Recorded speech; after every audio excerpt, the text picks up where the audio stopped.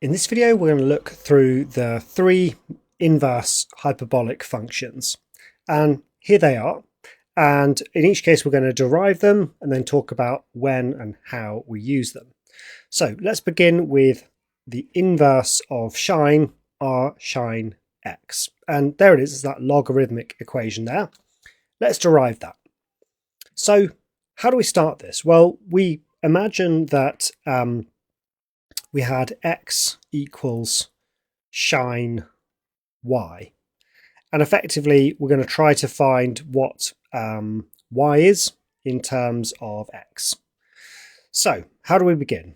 Well, we use the definition of what sine of y is, and that's going to be e to the y minus e to the minus y all over 2. And our job is to find an expression now for y in terms of x. So let's begin by doubling both sides, and we get e to the y minus e to the minus y. Now this looks like a difficult thing to solve, but recall from the previous video that we know how to solve these. We just construct a disguised quadratic and use what we know about quadratics. Now the disguised quadratic is going to be centered around e to the y here. So I'm going to have to multiply through by e to the y. That gives me 2x e to the y equals e to the 2y minus 1.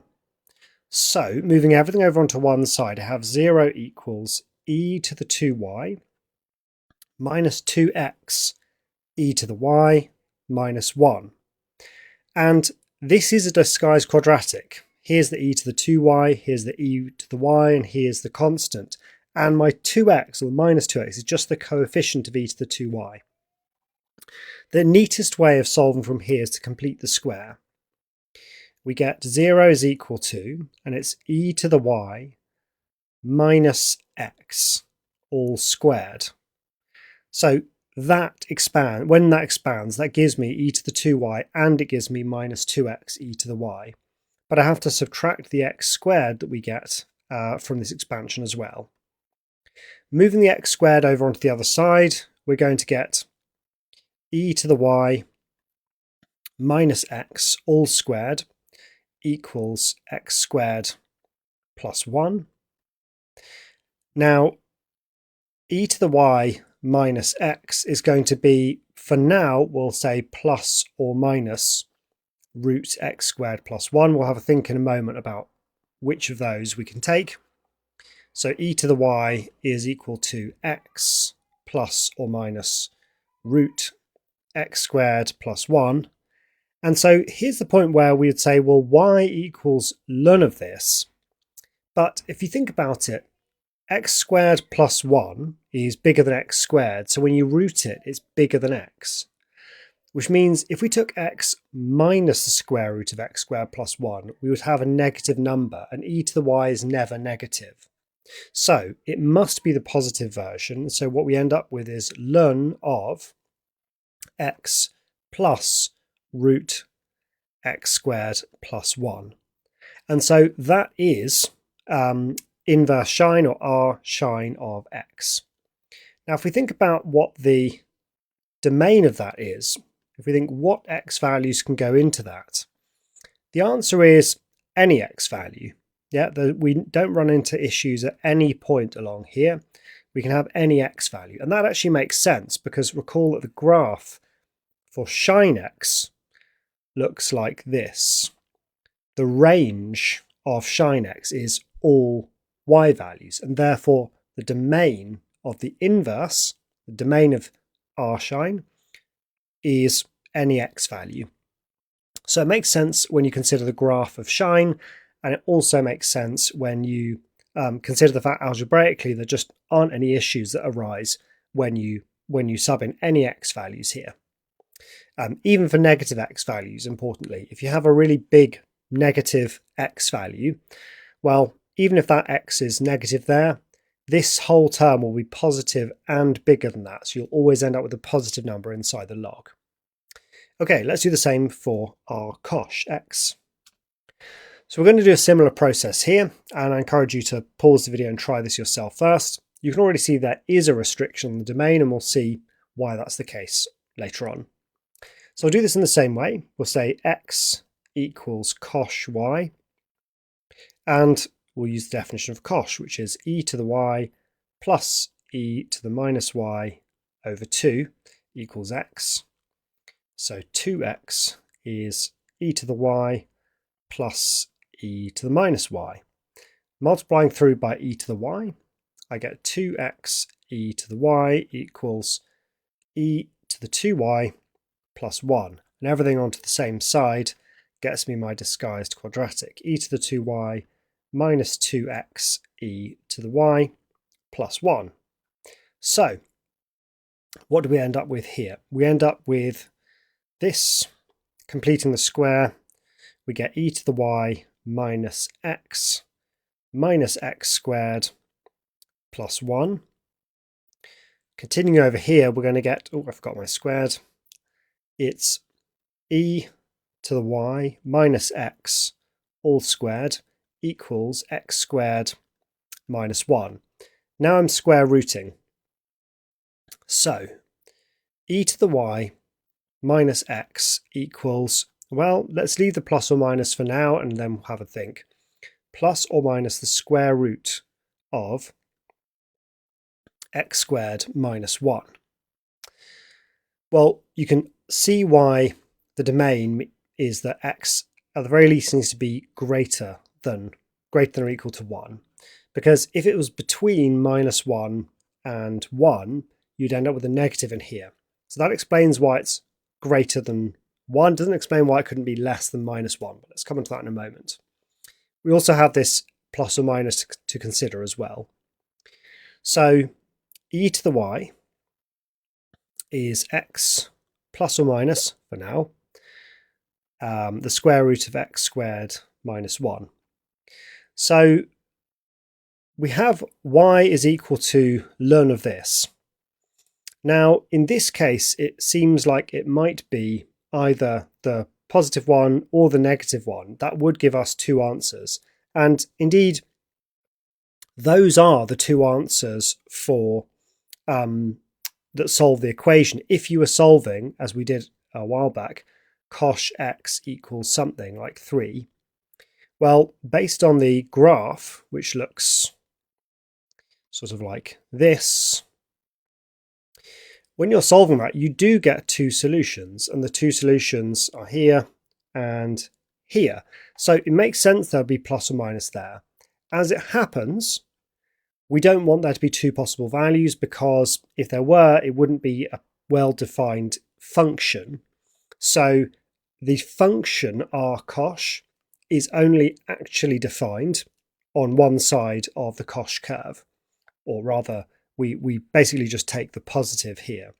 So we get ln of x plus the square root of x squared minus 1. So there's one important reason why you really do need to know how to solve these sorts of equations like the full way, because if you just relied on this formula from the formula book, you would miss one of the solutions. The r-cosh function, the r-shine function, gives you the one solution. There is only ever one solution to those. But if you're solving cosh x equals 3, there are two solutions, and the inverse cosh function only ever gives you one of them. Now, it's true to say that the other solution is always just the negative of the first, so you could remember it that way, but just be aware that the cosh function does not actually find all solutions for you. Now, we discussed why x must be, well, can't be between minus 1 and 1, because that would give you a negative square root here. But why couldn't it be, say, minus 5? Because minus 5 squared is 25, minus 1 is 24, and we can square root 24.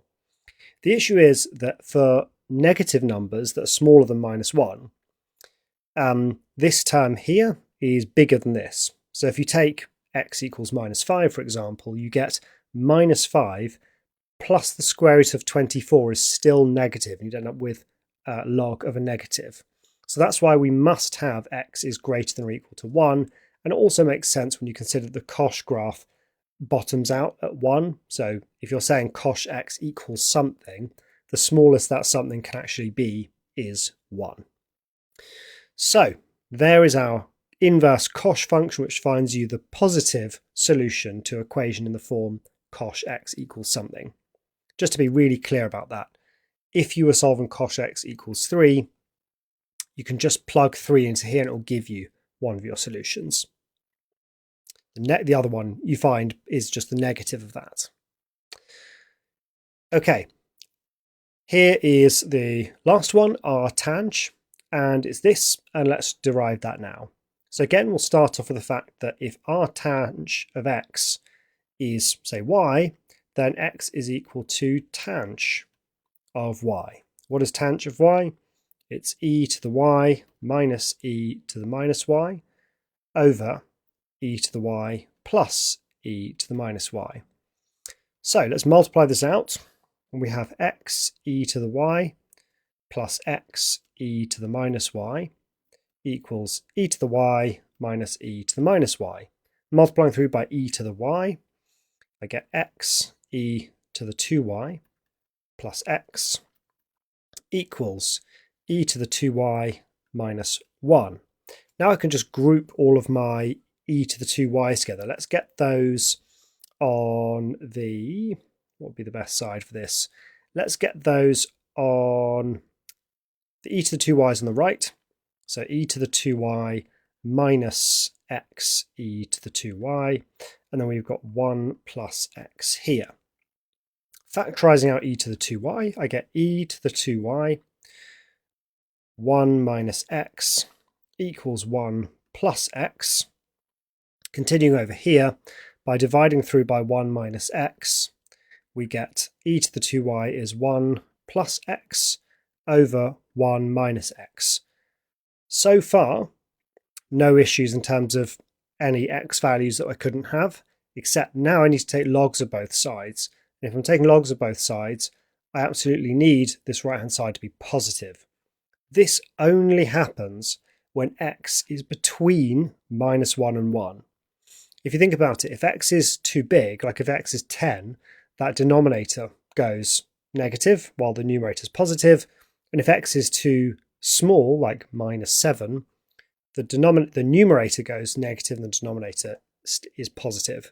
So we only get positive over positive for x values between minus 1 and 1. So ln of 1 plus x over 1 minus x, and then finally, and this is where I can say mod x is less than 1, and finally y is half of that, half of ln 1 plus x over 1 minus x. And there we have our inverse tang function, r tang. Let's just finish with a little problem involving understanding of inverse functions. So given that r tang y plus r tang x is ln 2, can we show that y is 5x minus 3 over 3x minus 5? Well, let's use the the derivation of r tang that we just found and sub that in here. So r tang y is half of ln 1 plus y over 1 minus y. R tang x is half of ln 1 plus x over 1 minus x, and all of that is equal to ln 2.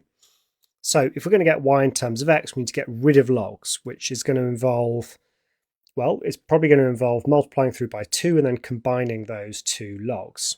All right, so let's double both sides, and I get ln 1 plus y over 1 minus y plus ln 1 plus x over 1 minus x equals 2 ln 2, which is ln 4. Useful to have in that form because I'm aiming to get rid of these logs. I can only do that if I combine these into a single logarithm. So log rules tells me that is ln of 1 plus y times 1 plus x over 1 minus y times 1 minus x.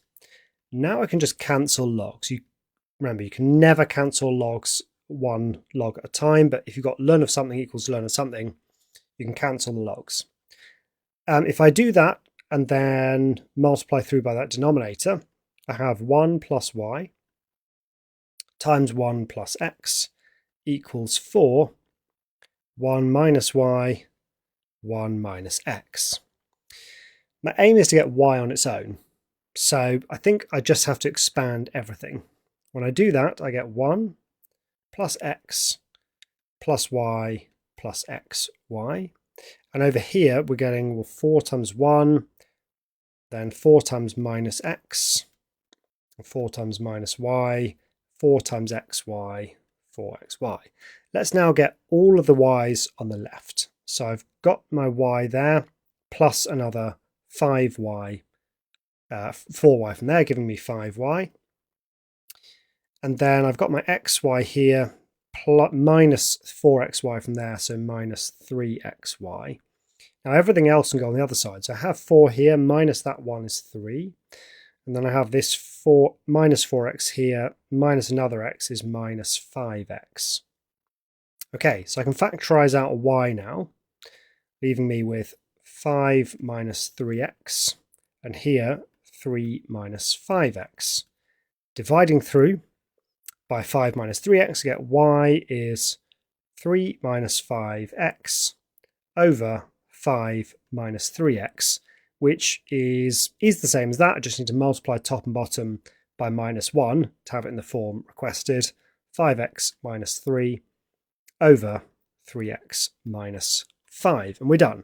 So that's how we can use these inverse functions to solve these algebraic problems. That's all for now. See you in the next video.